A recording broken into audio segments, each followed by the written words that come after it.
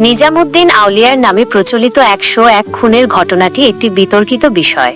ঐতিহাসিকদের মতে এটি একটি ভিত্তিহীন গল্প এবং এর কোনো ঐতিহাসিক প্রমাণ নেই। তবে জনশ্রুতিতে এই গল্পটি বহুল প্রচলিত।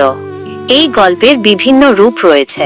একটি সাধারণ রূপ অনুযায়ী নিজামুদ্দিন আউলিয়া আগে একজন ডাকাত ছিলেন এবং তিনি 101 জনকে হত্যা করেছিলেন। এরপর তিনি অনুতপ্ত হয়ে তওবা করেন এবং একজন সুফি সাধকে পরিণত হন।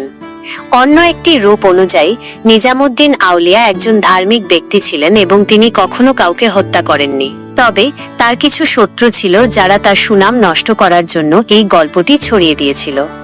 নিজামুদ্দিন আউলিয়ার জীবনীকারদের মতে তিনি একজন অত্যন্ত দয়ালু এবং ক্ষমাশীল ব্যক্তি ছিলেন। তিনি কখনো কারো ক্ষতি করেননি। নিজামুদ্দিন আউলিয়ার নামে প্রচলিত এই গল্পটি একটি শিক্ষামূলক গল্প হিসেবেও বিবেচিত হয়।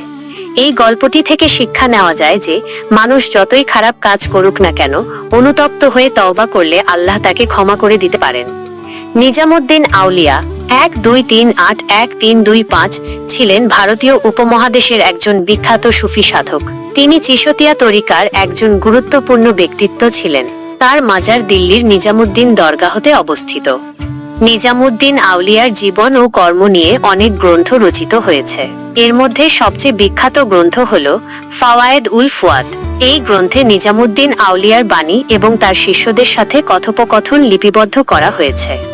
নিজামুদ্দিন আউলিয়ার বাণী আজও মানুষকে অনুপ্রাণিত করে। তার বাণীগুলোর মধ্যে অন্যতম হল, মানুষের সেবা করাই আল্লাহর সেবা, সব মানুষের প্রতি দয়ালু হও, ক্ষমা করতে শেখো।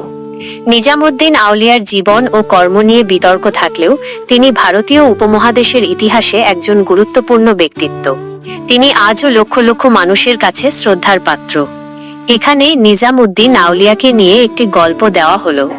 দিল্লির উপকণ্ঠে এক ছোট্ট গ্রাম ঘিয়াসপুরে বাস করত নিজামুদ্দিন।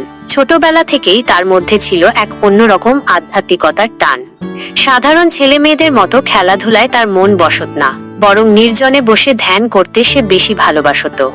নিজামুদ্দিনের বাবা ছিলেন একজন দরিদ্র কৃষক। অভাবের সংসার, তাই অল্প বয়সেই নিজামুদ্দিনকে কাজের সন্ধানে বের হতে হয়। কিন্তু কোনো কাজেই তার মন বসে না।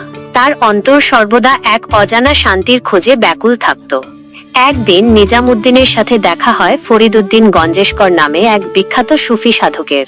ফরিদউদ্দিনের সান্নিধ্যে এসে নিজামুদ্দিনের জীবনের মোড় ঘুরে যায়। তিনি ফরিদউদ্দিনের শিষ্যত্ব গ্রহণ করেন এবং তার কাছ থেকে সুফিবাদের শিক্ষা লাভ করতে শুরু করেন।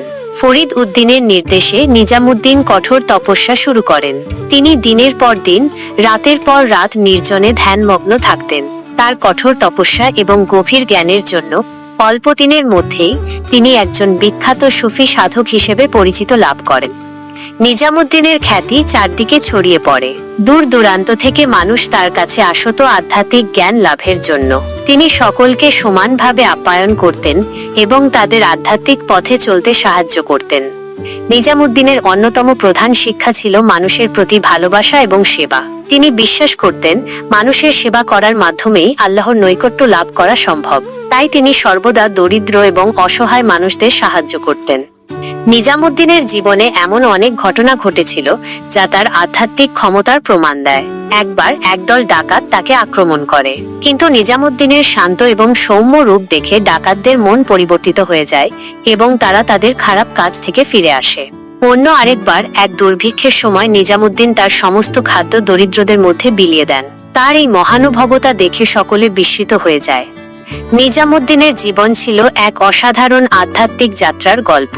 তিনি তার শিক্ষা এবং কর্মের মাধ্যমে আজও লক্ষ লক্ষ মানুষকে অনুপ্রাণিত করেন। নিজামুদ্দিন আউলিয়ার এই 101 খুনের গল্পটি সম্ভবত তার জীবনের একটি ভুল ব্যাখ্যা বা অপপ্রচার। তবে এই গল্পটি থেকে আমরা এই শিক্ষা পাই যে মানুষের জীবন পরিবর্তন হতে পারে এবং তওবা করলে আল্লাহ ক্ষমা করতে পারেন।